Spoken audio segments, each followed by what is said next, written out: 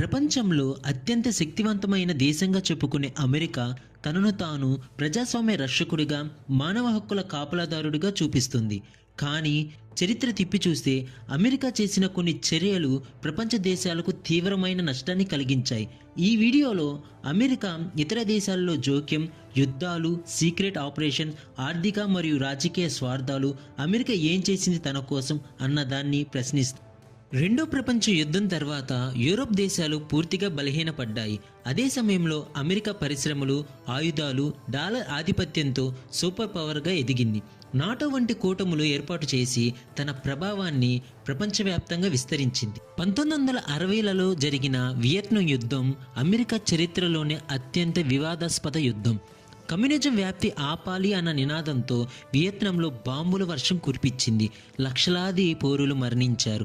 చివరికి అమెరికా వెనుదిరిగింది. కానీ వియత్నాం మాత్రం శతాబ్దాల నష్టం చవిచూసింది. మిడిల్ ఈస్ట్ అంటే అమెరికాకు చమురు, వ్యూహాత్మక ప్రాంతం. 2003లో జరిగిన ఇరాక్ యుద్ధం విధ్వంసకర ఆయుధాలు ఉన్నాయి అన్న కారణంతో ప్రారంభమైంది. కానీ ఆ ఆయుధాలు ఎప్పటికీ దొరకలేదు.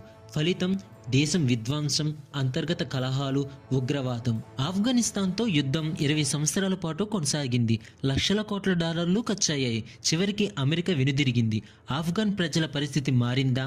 లేదు. ఇప్పటిదాకా మీరు చూశారంటే నా వీడియో మీకు నచ్చే ఉంటుంది. ప్లీజ్ సబ్స్క్రైబ్ చేయండి. అమెరికా యుద్ధాలే కాదు, సీక్రెట్గా ప్రభుత్వాలను మార్చిన చరిత్ర కూడా ఉంది.